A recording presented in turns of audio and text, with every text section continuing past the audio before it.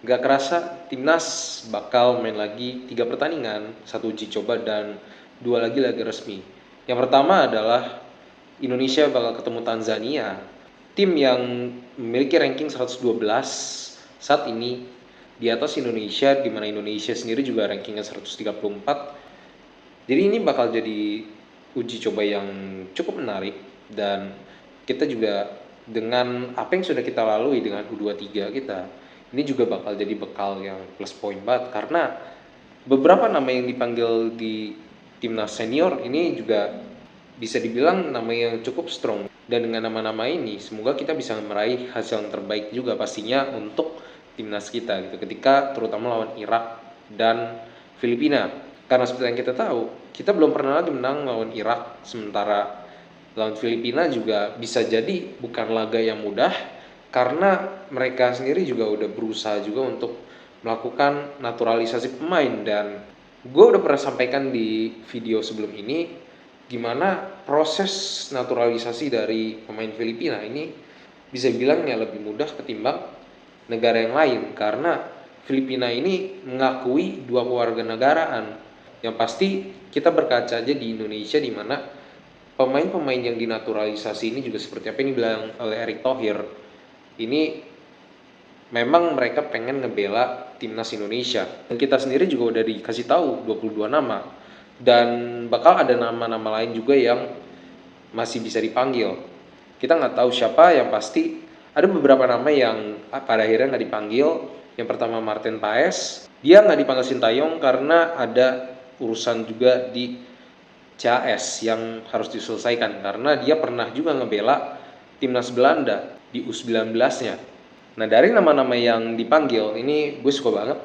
Kalau dari sisi kiper ada Hernando Ari, dan kiper keduanya ada Adi Satrio. Nah, sementara back, dari segi back ada Jordi Amat, ada Justin Hapner, ada Rizky Ridho, ada Muhammad Ferrari, Jay Itzes, Pratama Rahan, Shane Patinama, Sandy Walsh, Asnawi, dan Nathan Joaon. Setengahnya ini tuh tampil di timnas U23. Dan ditambah dengan pemain senior, gue rasa pemain belakang kita ini juga bahkan jadi lebih stronger. Sementara di tengah, di sini ada Yakob Sayuri, kemudian ada Yance Sayuri, Tom Haye, Ricky Kambuaya, Ivar Jenner, Marcelino Ferdinand. Sementara di depan ada 4 nama, Dimas Derajat, Ragnar, habis itu juga ada Iggy Maulana dan Rafael Strike. Di sini juga nggak ada Witan, karena Witan sendiri juga lagi naik haji, plus dia memang ada masalah juga di kepalanya yang bikin dia harus absen. Nah, kalau melihat komposisi dari pemain-pemain yang dipanggil, komposisi ini juga enak banget buat dirotasi sama Sintayong buat antar lawan Irak dan Filipina. Yang pasti kalau untuk gue pribadi, gue udah pasang 11 pemain yang kira-kira bakal jadi starting line up yang paling pas. Untuk pertama yang kiper ini udah pasti Hernando Ari, dan kemudian dari back kita main 3-4-3 seperti biasa. Di sisi kiri gue lebih pilih Rizky Ridho. Justin Hapner juga bagus, tapi kalau untuk urusan disiplin gue lebih prefer untuk saat ini lebih ke Rizky Ridho, karena kalau Justin Hapner ini cenderung suka ngelakuin blunder ketika di momen-momen penting. Jadi untuk soal disiplin, Rizky Ridho lebih unggul dan lebih condong untuk dimasukin sebagai pemain utama. Sementara di tengah kita pasang Jay Itzes. Kita udah lihat performanya dia terakhir waktu lawan Vietnam. Jay Itzes bisa coba untuk kita percaya bermain sebagai starter ketika lawan Irak maupun lawan Filipina nanti.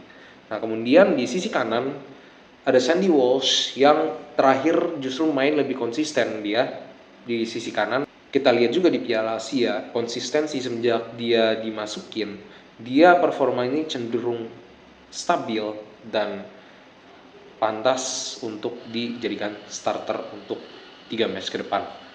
Nah, untuk sisi tengah, gue masukin di sini wingback juga di sisi tengah.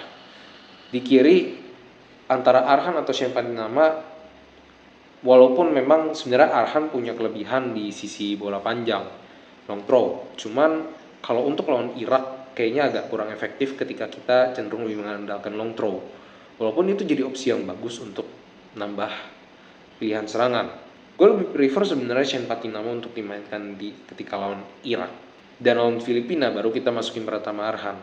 Tapi di babak kedua bisa dilakukan pergantian juga untuk antara Pratama Arhan dengan Shane Patinama, sehingga permainan juga bisa lebih banyak opsi untuk melakukan serangan. Nah, sementara di sisi kanan di sini gue prefer wingback sebenarnya Yakob ketimbang Asnawi untuk sejauh ini, karena memang untuk Asnawi ini defense dia lebih oke, tapi gue pengen ngelihat Yakob sebagai wingback kanan untuk menambah opsi serangan juga lebih banyak di sisi kanan, terutama juga dengan pengalaman kita di timnas U23. Salah satu sektor yang paling rentan diserang adalah sisi kanan, dan gue rasa Yakob juga bisa menjadi jawaban dengan kemampuan bertahan maupun juga dengan kemampuan menyerangnya. Sementara dua pemain di tengah, di sini kita pasang Tom Haye dan Ivar Jenner. Tapi beberapa opsi sebenarnya bisa kita coba. Contohnya Nathan Joaon yang bisa dilariin ke tengah. Dan juga ada Justin Hubner yang bisa bermain sebagai DM. Dan di depan, sebagai AM-nya, gue nempatin Ragnar dan Marcelino. Sementara di depan, ini kita pasang Rafael Strike. Kenapa Rafael Strike? Karena memang sejauh ini, kalau kita pasang misalnya Dimas Derajat, memang bagus secara fisik, tapi kalau untuk dari skemanya Sintayong, gue rasa akan lebih cocok jika Rafael Strike yang main duluan, Dimas Derajat sebagai cadangan. Tapi yang pasti semua keputusan ada di tangan Sintayong, jadi kita bakal lihat komposisi permainan yang akan diterapin sama Sintayong ini seperti apa ketika lawan Irak nanti.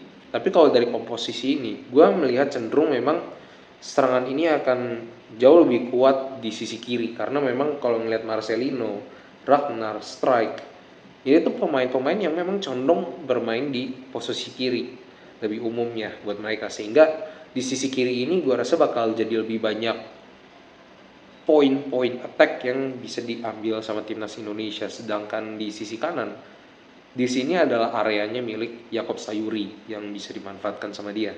Kita juga bisa mainin formasi ini lebih beragam. Kita mau mainin 4 back bisa, kalau misalnya kondisinya memang lebih perlu 4 back, tanpa harus mengganti satu pemain untuk melancarkan formasi ini. Mau main 4-3-3 juga bisa, mau main 4-4-2 juga bisa. Ini mobile banget kalau secara formasi. Cuman memang ada satu hal tersendiri yang jadi catatan. Kalau melihat komposisi ini, memang jatuhnya ada kesan Sintayong juga cenderung nggak begitu memperhatikan timnas, karena yang dipanggil nama ini lagi. Tapi memang bisa jadi juga karena pemain-pemain Liga 1 yang ada itu memang kurang bisa untuk compete kalau di mata Sintayong dengan para pemain-pemain ini. Ditambah juga kita bakal kedatangan beberapa pemain naturalisasi ke depannya yang bisa memperkuat timnas kita. Tentunya pemain Liga 1 juga harus lebih level up untuk bisa mengimbangi para pemain ini. Dan bisa jadi itu yang belum dilihat sama Sintayong. Jadi pemain-pemain Liga 1 juga yang benar-benar pengen bertarung untuk timnas, pasti mereka juga bakal pengen banget untuk bisa level up. Dan semoga ada 1, 2, 3 nama ke depannya yang bakal dipanggil juga sama Sintayong mendapatkan tempat di timnas ini. Seenggaknya Sintayong bisa coba ngelirik at least 1-2 pemain untuk bisa bergabung dari Liga 1, bukan pemain-pemain yang memang udah umum bermain bersama Sintayong, tapi memang pemain-pemain yang benar-benar baru, benar-benar yang juga fresh gitu kan, yang bisa dibawa untuk bergabung. Tapi balik lagi, tetap menghargai keputusan apapun yang ditempatin sama Sintayong. Dan gue percaya apapun yang Sintayong pilih ini juga pastinya juga dia sendiri juga udah pikirin matang-matang supaya timnas Indonesia ini tuh bisa menjadi tim yang sekuat mungkin dengan apa yang kita punya. So itu aja untuk pembahasan kali ini. Thank you for watching. Semoga Indonesia juga bisa sukses di kualifikasi Piala Dunia kali ini, dan semoga hasil terbaik bisa diraih sama timnas kita. Let's go.